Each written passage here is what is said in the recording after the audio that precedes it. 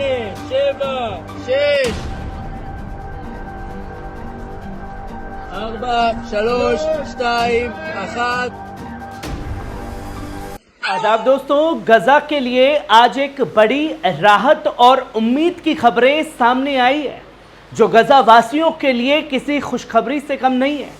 जहां एक तरफ इजरायली जुल्म जारी है, वहीं दूसरी तरफ सऊदी अरब ने फिर एक बार इंसानियत और भाईचारगी का बेहतरीन नमूना पेश किया है। $90 मिलियन की जबरदस्त मदद, 58 हवाई जहाज, 8 जहाज, समुंदर के रास्ते से 20 एम्बुलेंस और अब 7 नए राहत ट्रक। ये सब दिखाता है कि सऊदी सिर्फ बातें नहीं कर रहा है, अमली तौर पर गजा के साथ खड़ा हुआ है। और जैसे ही ये राहत की बौछार पहुंची है, मिस्र के भाई साहब सीसी साहब भी सामने आ गए हैं और ये कहने लगे, हमने तो गजा की मदद कभी रोकी ही नहीं। अब जनाब, ये वही बात हो गई, हमने कुआं भरा नहीं, लेकिन जब पानी आया तो दावा कर दिया कि हमने ही तो ये पानी की बौछार बुलाई है। तो आइए आपको बताते हैं 3 बड़ी अपडेट, जहां सऊदी की मदद है, मिस्र की सफाई है और न्यूयॉर्क में फिलिस्तीन के लिए एक बड़ी सियासी पहल हुई है। जहां पहली खबर अपनी स्क्रीन पर देख रहे हैं, सऊदी अरब से गजा के लिए बड़ी राहत, $90 मिलियन की मदद। दोस्तों, गजा में जहां एक तरफ जंग और भूख का कहर जारी है, वहीं दूसरी तरफ सऊदी अरब ने एक बार फिर इंसानियत का परचम बुलंद किया है। King Salman humanitarian add and relief centre की जानिब से बुधवार को 7 और राहत ट्रक रफा बॉर्डर पार करते हुए गजा पट्टी की तरफ रवाना हुए। इन ट्रकों से खास खाद्य सामग्री मौजूद थी, जो सीधा उन खानदानों तक पहुंचेगी जो भूख और मुफलसी में लड़ रहे हैं। अब तक किंग सलमान की तरफ से 58 फिजाई जहाज यानी कि एयरक्राफ्ट के जरिए मदद पहुंचाई गई। 8 समुद्री जहाज के जरिए यह मदद गजा के लोगों को पहुंचाई गई। गजा रवाना किए जा चुके, जो कुल मिलाकर 7188 टन ले जा चुके हैं। इसमें शामिल है टेंट्स और शेल्टर मटेरियल, मेडिकल सप्लाई और जरूरी ग़िज़ा खाद्य सामग्री। सऊदी अरब ने गजा के लिए 20 एम्बुलेंस भी पैलेस्टीन रेड क्रिसेंट सोसाइटी को सौंप दी है, ताकि जख्मी और बीमार लोगों को इमरजेंसी मदद दी जा सके। इस पाकी रिपोर्टिंग के मुताबिक किंग सलमान रिलीफ ने दुनिया भर की कई तंजीमों से मिलकर $90 मिलियन से ज्यादा की इंसानी मदद के मुआहदे साइन किए हैं, जो गजा के लिए चलने वाले प्रोजेक्ट्स में इस्तेमाल होंगे। इतना ही नहीं, सऊदी अरब जॉर्डन की ताउन से एक एयर ड्रॉप प्रोग्राम भी शुरू किया गया है, ताकि जब जमीनी बॉर्डर बंद हो जाए तब भी खुसूसी ग़िज़ा जरूरतमंद तक पहुंचे। दोस्तों, किंग सलमान के इस कदम ने यकीनन इजराइल को हिलाया, क्योंकि गजा इस वक्त भीषण इंसानी बहस और कहत साली से आलम से गुजर रहा है।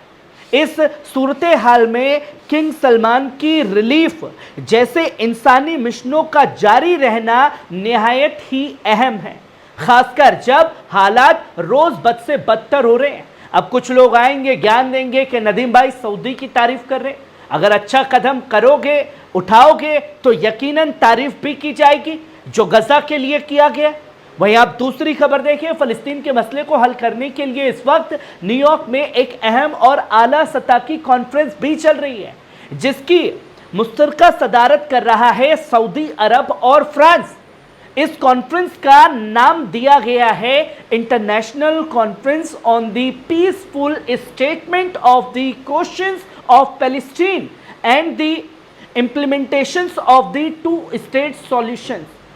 सोमवार को शुरू हुई ये कॉन्फ्रेंस अब तीसरे दिन में दाखिल हो चुकी है, और इसकी गूंज सिर्फ यूएन हॉल तक नहीं है दोस्तों, बल्कि social media platform x, Twitter पर भी सबसे टॉप ट्रेंड में शामिल हो चुकी है। सऊदी वजीर खारजा शहजादा फैसल बिन फरहान ने कॉन्फ्रेंस की सदारत करते हुए साफ कहा, जब तक इजराइल का कब्जा नहीं हटता और फ़लस्तीन को उसका हक नहीं मिलता, तब तक अमन और सलामती मुमकिन नहीं है। उनके बाइल्यूं ट्वीट्स को 24 घंटे में ही 12 लाख से ज्यादा व्यूज मिल चुके हैं और पूरी खलीजी दुनिया में इस कॉन्फ्रेंस को बताया अमल का कदम, बयान नहीं है।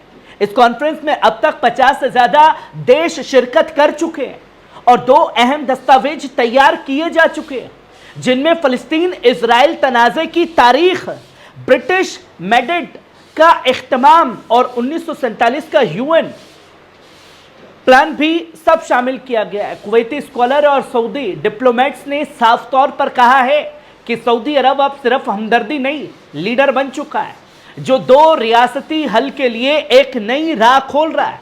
सितंबर में यूएनजीए से पहले पेरिस या न्यूयॉर्क में एक बड़ा आलमी समिट हो सकता है और आज की यह कॉन्फ्रेंस उसी का बुनियादी पत्थर साबित हो रहा है, जो इजराइल के लिए गले की फांस बन चुका है। एक साथ डबल मास्टर स्ट्रोक जो हैं सऊदी अरब की तरफ से खेले गए हैं, जिस पर से कुछ तनकीद भी लगातार जारी है। वहीं आप तीसरी खबर देखें, मिस्र ने एक बार फिर साफ और बेबाक लफ्जों में ऐलान कर दिया है, ना तो गजा की मदद कभी रोकी गई और ना ही कभी रोकी जाएगी। जब लोग साफ तौर पर कह रहे थे रफा खोलो, तो ये भाई साहब शांत बैठे हुए थे।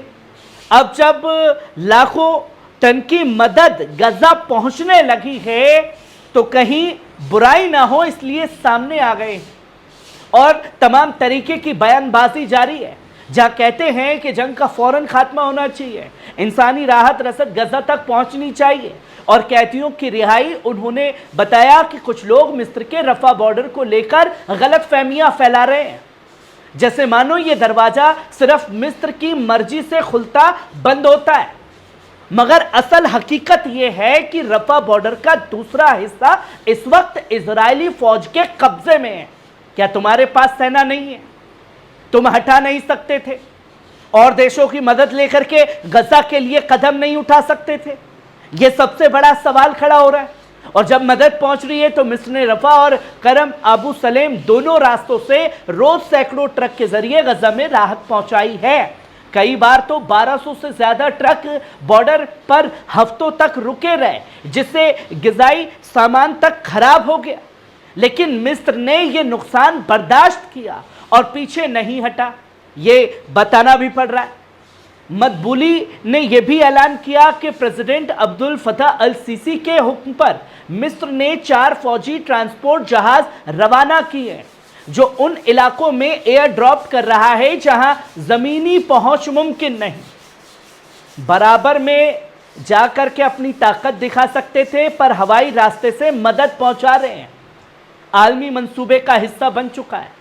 मगर दोस्तों ये याद रखिए, इस इलाके में दायमी अमन सिर्फ 2 रियासती हल से ही मुमकिन होगा, जिसकी तस्वीरें सऊदी अरब ने नींव रख दी है और इस नींव ने यकीनन इजराइल को घुटने पर लाने का काम किया है, क्योंकि इससे पहले यह मदद इस तरीके से पहुंची नहीं।